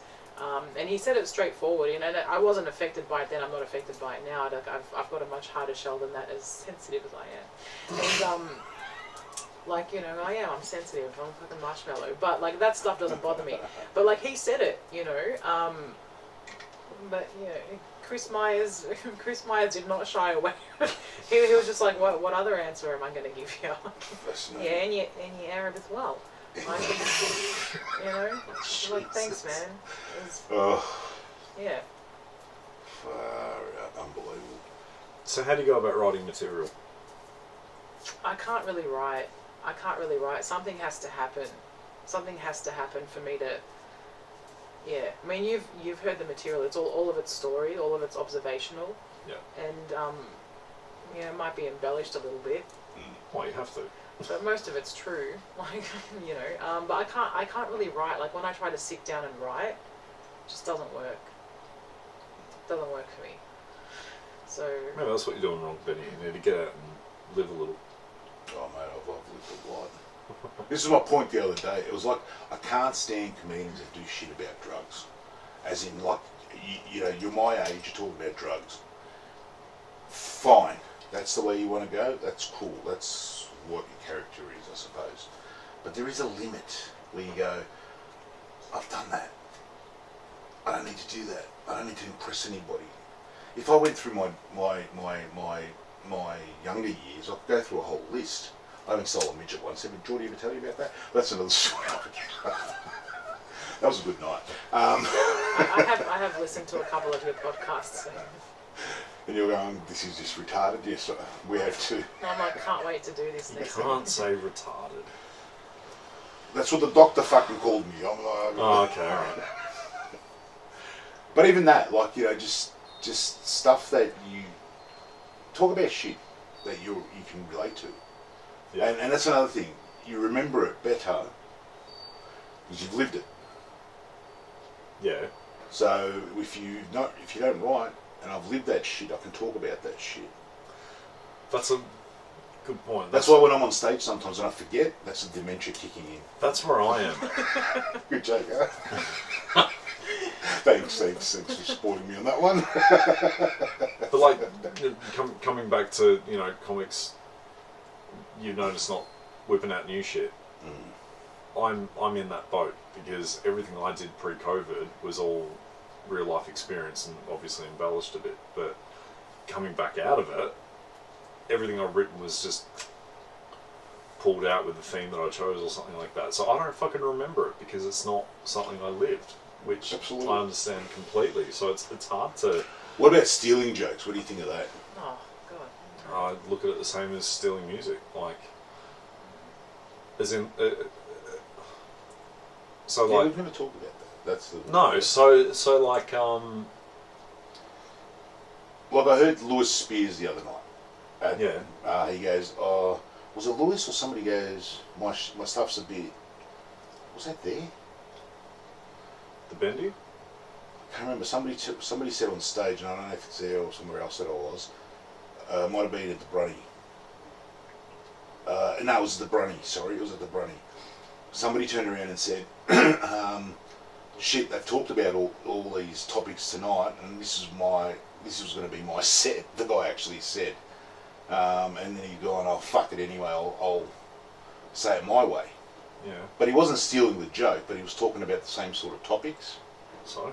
So, and I just went, "That's not stealing a joke. That's just talking That's about not the same stealing a shit." joke. You know, but he actually did put his hand up, and it was actually put his hand up and actually said he was right at the end. And I can't remember like there was 3 different comedians talking about the same sort of shit about COVID and stuff. And I just went, and I went home and I was driving and going, but you're going to talk about that, or you're going to have that topic anyway, because it's your experience of that topic. So it doesn't mean you're saying the same. I think when the joke's stolen, I think it's a plagiarism thing. It's got to be very close to what that joke is, if you know what I mean. If you tweak the word, it's the same word, but you change the word around. That I would say is stealing a joke. But if you're talking about the topic itself, I don't think that's a steal. I think if the premise and the punchline are the same as what someone's done, that's steal. Fuck yeah. But like, look, I don't know if there's any laws like there are in music with comedy. I've got no fucking idea because it's intellectual property. But there's a real famous heavy metal band called Arch Enemy from I want to say, I think they're Swedish. I don't fucking know. I can't remember. But they were big in like the mid 2000s, right? Yeah. And they were ripping off like riffs, note for fucking note, of like Black Sabbath songs, Aussie songs, all sorts of shit, like Metallica songs, like all sorts of stuff, right? But they got away with it because it wasn't a whole song. Like you'd be like, okay, that's a cover, but it would be like a section, like a bridge or a chorus or a fucking a verse or whatever. But they got around it because their guitars were tuned so low that it was classified as a new riff. Yeah. Whereas comedy, you can't, like, there's only so many notes on a fretboard, right? Mm-hmm. When it comes to playing guitar, there's only so many drum beats, there's only so many keys you can play in and all that sort of stuff, where it still sounds like you. But I think with comedy, like, you know, because we're all human. Absolutely. Whoever the fuck you are, you're still human. You eat, you shit, you sleep, you fuck, right? And everyone's got a job, everyone's got a partner, you know, like, all that sort of shit. There's only so much shit you can pull from, and I think that's why I'm not big on like the drama classy sort of comedy, because I can't relate to it. Oh, so me, Benny, and Mimi were sitting doing a podcast, and then a dragon came in through the door. Like, oh, that's not funny. That's fucking stupid. Like, you know what I mean? So like real life shit. If it's happened to you, you're like, okay, well, you know, that happened to me. Here's my take on it. Who knows if on the other side of the world, yeah, in an open mic in fucking America or England or wherever, someone had the same shit happen to, not same, but you know, names a bit different in times and shit, but like a premise. If the punchline's different, like, 'cause there's only so many topics. Yeah, that's what I mean. The topics are going to be, like, if the topic's similar, I'm going to question that. If the wording changes, and like you say, punchline, yeah, I'll agree with that. If the punchline's the same, or you know what I mean, you're hitting it at that mark, if you know what I mean, where they were hitting it. Yeah. That to me is the same. But if you're talking about the same thing, but it's not actually, you know what I mean, you don't hit that punchline at that point. I think there needs to be like a courtesy though, because like for me, when I'll see someone doing a joke, and people have done this with me as well. I'll see someone doing a joke, and I'm like, shit, you know, it would be so much funnier if they said it this way. I don't take their joke and then go do it a better way. No. I might talk to them and say like, why don't you try it this? Yeah. You know, and that's if they're even open to hearing anything. You know, and it's happened with me as well. Like when I wrote initially when I wrote my tea joke, I spoke to Chris Wainhouse because he happened to be in the green room before we were on for something else, and I said, I've got this joke and I don't know how to end it. And I said, can I run it past you? So I very openly asked for help, and I was like, what? And you know, like no one's ever written my stuff. It's all been mine. Yeah. But I got to a point where I'm like, you know what? Like, swallow your pride and ask for help. He's a pro, and he's really funny, you know. And I ran the joke past him, and I'm like, and I get up to here, and I don't know where to go with it. And he goes, why don't you try saying this? And every time I do it, I think of him, because I'm like, that's not my punchline. You know, he gave me that. and I said to him, I tried it, it worked, thank you so much, are you okay for me to keep saying it? And he was obviously fine with it. Yeah. And then like recently I've got another punchline that Billy Styles threw in, and I get angry every time I do it because I'm like, it's not mine, and I didn't ask him for help, but he gave it to me and it works. Like I can't deny that it works. You know, but that's if you're helping someone, you're not ripping off their joke. Yeah. But like recently as well, because I've never seen Tracy Armstrong until past COVID. So I think I've seen her like 3 times now, and I've recently brought back a joke of mine about Saudi Arabia and women driving. Yeah. And I've just recently started doing it again, but I was doing it for like 3 years, probably from like 2017 up until COVID. And I just started doing it again after COVID, but I've seen her do it, and they're very, very similar jokes. Oh yeah. Right? Yeah. And so like I feel like I want to tell her, just out of courtesy, look, you do this joke and I do this joke, and they're very similar. I just want you to know I'm not ripping you off. I was doing this joke a long time ago, but just in case you see me do it, this is, I've had this for a while, and just to let her know, because I mean she's a good comic. And she knows her shit, but that's the thing, we're all comics and we're all thinking the same way. So when you've got a joke about Saudi Arabia and women driving, anyone who thinks funny is going to come up with a very similar punchline. Yeah, absolutely. You know, so, and like I don't feel like she copied mine, I don't feel like anything like that, but it's more just, I don't know if she's seen me do it, and I should probably tell her that I do. You know, because I've been doing it for years. But no, I wouldn't say it hurt someone's feelings. But like that, if that person was fragile, how do you get away with telling them that, wait a minute, I've been doing that for a while now? I think if someone's serious about being a comedian, they'd take it on board.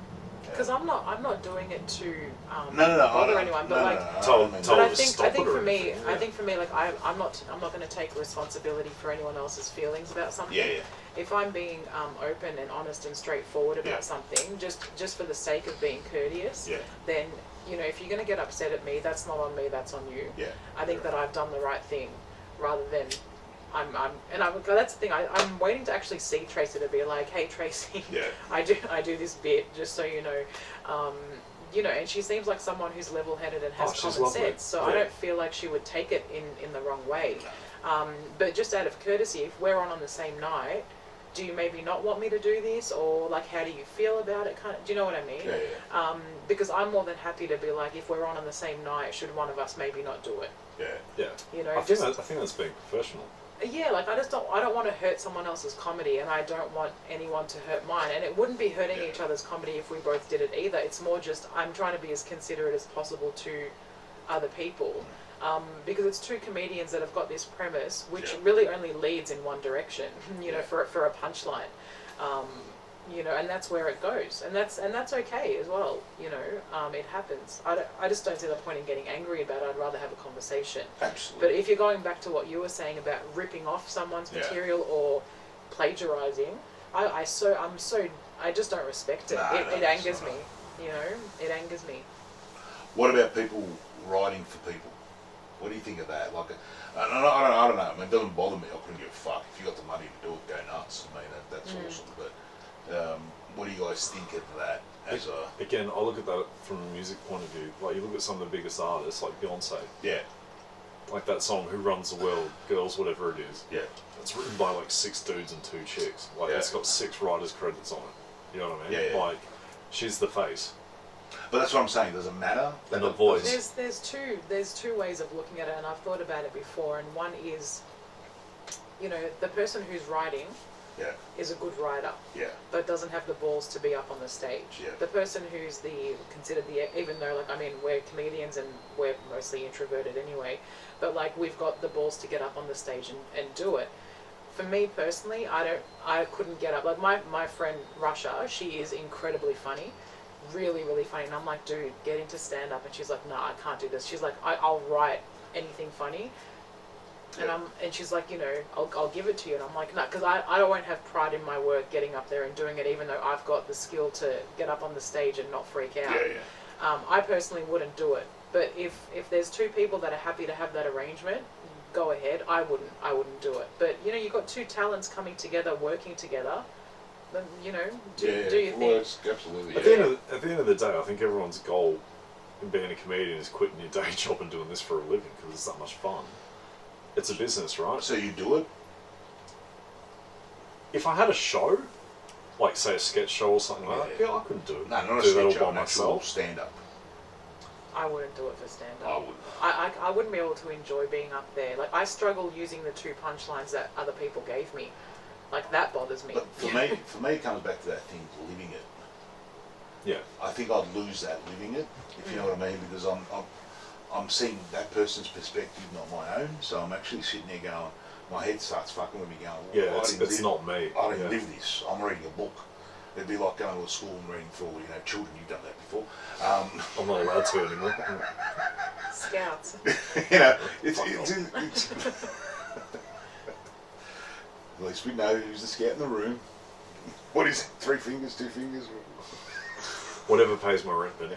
Yeah, I know. I don't know. If it was a show, like a sketch You show, would. You're such a fuck yeah, I would. Beyonce. You're such a Beyonce. You would. I know. You'd have a whole team behind you. Well, Yeah. yeah, because I want it to be the best fucking thing I could possibly get. Yeah, I can't write a whole sketch show. I've come up with like 2 sketches in my whole life. Oh, come on, bro. Think it's fucking. This is where you got to start thinking outside. You're a fucking artist. Allegedly. I was watching a show last night. I've written two skits last night. Just watching this show going. Anna was on the floor. She couldn't believe what I was coming up with. She's like, "You're angry, aren't you?" Just a little bit. Geordie's coming up. Anyway. Talking about love-hate relationships before. No, I look. If I was gearing up to do a like a half-hour special like filming kind of thing, I would go to someone like yourself, Wayne House, Johnny Katz, whatever, and be like, "Can you read that? Here's what I want to do. Where can I improve it?" Not asking for material, but someone who is at that next fucking level. You know what I mean? Like that would be because I'd want to produce the right, and that's why bands get producers. You know what I mean? Like, here's our sound. Here's what we've been fucking around with on demos and stuff like that. And then someone comes through and like, that needs to be turned up. That tone's shit. That song should be rearranged as that. It loses your artistic ability. I'm not saying not to write with writers. If I was in the same room with people and we're throwing ideas, yeah, I'm all for that. you know what I mean? Like, like when I went to university for years, but that's another story. I did film and television. Certificate? It was actually a degree. but I got out of that pretty quickly. Because my old man goes, "Why am I paying close to $10,000 for this film?" Where did that? But anyway, and we used to throw ideas around, and I wouldn't get upset. I wouldn't go, "I'm getting upset at him," but we're on the same page, if you know what I mean. Like, Yeah. you storyboard it. You go, "Well, this is my idea, but I'm going to change this to make it to flow better," if you know what I mean. So that I've got no problem with. But if I get somebody's words in my mouth, Yeah. I freak out because it's not me. I can't. Like, I've had comedians come up to me and go, "Oh, change that," and it's not my arrogance going, "I don't want to change it. Fuck you." It's I can't say that. It's just not who I am. So how can I say what this person and guaranteed I'm 1,000 times funnier. You know what I mean? Probably than my joke, but I can't do it because I can't say it because it's not who I am. So and it's not me going, "I'm better than the joke itself." No. I just can't say the joke because it doesn't. Yeah, well, you've only got certain words in your vocabulary. Absolutely. All that sort of stuff. You'll be able to tell if it's not you.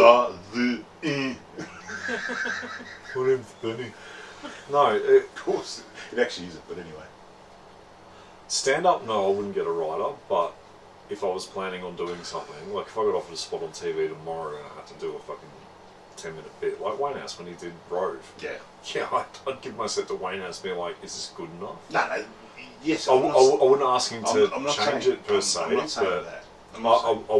I would feel more comfortable with a tick of approval. I've written some shit with Wayne House and like little writing sessions and shit. They were fucking brilliant. Him and Katie changed my whole outlook of looking at stuff I'd had. They didn't give me any lines or that should be a punchline instead of that or anything like that. It's just like, okay, what are you trying to say? How can you say it? Like, and that's all learning. Yeah, absolutely. That I agree with. I mean, like I said to you, I've had sessions where I've talked to Flemmo, and Flemmo's awesome for that.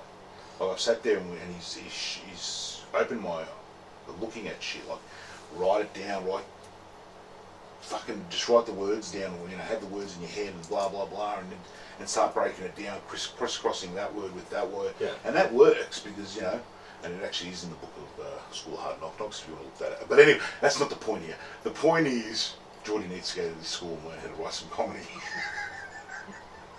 Do you want to put a wager on that I get a spot at the pro room at Chicken before he does? Not a problem. But I'm not competing with anybody. I keep telling you, I've got an island that I can go to at any point in time. So why would I give a fuck? You keep missing the point here. I'm doing this for the love and the enjoyment so am I. and my hobby. Same, but I would Anna like said, to I'm make not this allowed a to use career. your guns anymore. You've got to become more, you know. And I said, well, all right, I'll do comedy. Lawful, yeah. Legit, I think is the word she used. I am legit as fuck. No, I would love to make this a career. Absolutely. And if getting to that point where I could make an income where I didn't have to have a job, as much as I love being a mechanic, but if I could get to a point and all it took was to sit down with someone and sharpen up my shit, fuck yeah, I'd do it. But I wouldn't want lines from them or anything.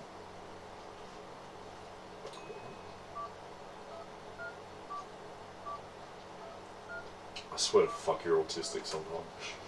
No, this was me ringing you up when I was 78. Where are you, Geordie? Pizza joint. I was just calling you, bro. Bit harsh. Nah, Didn't realise.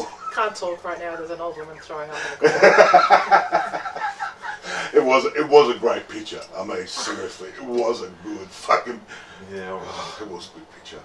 And you know what made me laugh was he's turned around and goes, she's seen 5 minutes. No, she's heard one of your jokes. That's why she's throwing up. And then without a fucking missing a beat, without a God love him, without missing a beat, Grahaming him, blows the shot up. Who's this? Grahaming him. Oh, okay. Blows the shot up, puts it back on Geordie's page. If you don't know who he's talking about, his name's Gaviningham. Gavin, sorry. Fuckhead. Sorry. But he put it up. Fucking awesome. Sorry, Gav. I get the Gavs mixed up. I didn't appreciate it. And you got shitty at both of us. And then he sent me another message privately, and I said, "Why, Geordie just fucking deleted both of us?" He goes, "Yeah, millennial." And I said, "Yeah, that fucking millennial." Fuck off. And then he's giving me this picture of a guy, you know, our dad's age that used to feed us beer and shit. That's our brain cells are all fucked up. I can't be a millennial. I don't live at home still. Oh, you're not far off. That's what happens. They leave and they come back. Mummy, you'll be back soon. I am still unemployed. Oh, God. But yeah, it was great talking to you. Sorry for Benny's ranting. So I wasn't ranting, I was just talking. She's never heard me talk. She's like, "Is this guy retarded because he never talks?" So this is how I get to meet the person and what they're about and who they are and chuck a few things in, try to be funny. Well, at least one of us is trying to be funny. You know. No, I very much appreciated getting to know you. You know. Thank you for having me. And I've got to admit, you're the first Arab we've had in our podcast, so thank you for being here. Tick. We're ticking all the boxes. What? I got your one because you're one of my favourite comics, not just one of my best friends, but he's just taking it to I a... appreciate you. You're one of my favourite people, Jordan. He's just taking it to another fucking I level. haven't taken it to another level. What? Why is it always me the problem in the room? I'm never. I know I'm the elephant in the room, but I don't know how I'm the problem in the room. I think you guys just need to remember what you like about each other. Make that your homework Fucking for nothing. tonight. What have you got this fucking pamphlet out for? No, well, you said we do Gig guide. Gig Guide. Go for it. Go guide. What's happening? What's going on? We got the Brunny, This week. Gorilla, Bendy Comedy, Yeah. Death or Glory, My New Room, Paradiso, Cafe Comedy. Mm-hmm. I haven't really come up with a name yet. Why don't you call it? Anyway. That's good. That's a good name. Can't wait to watch you do a set. If you weren't 7 foot, I would hit you. I'm not 7 foot. You may as well be, because I've got short man syndrome. I know you do. What else? Like you, fucking hell. What else we got? We got Noble Experiment. Yep. Dirty Secrets on Wednesday. Dirty Secrets. Rubber Chicken, which we're doing tonight. Yep. Maybe if you pass the course of Flying Colours, you'd be on. Dumpster comedy. No, we're not promoting that. Why? We're not promoting that. Why not? I'll tell you why outside. Oh, something's happened. Something's happened, people. What's going on, Geordie? Do I need to... I'm going to go on the record that I'm not associated with Dumpster Fire Comedy in any way, shape or form. I'm not going on that record because I don't know what's happened just yet. Maybe I'll have to go on that record later, but at this point in time, I'm not going on any record. Anyway, we'll talk later. Yeah. Oh, Yeah, that's about it. Oh, and then of course Comedy Lounge. Yeah. Comics Lounge, sorry. Okay. Yeah.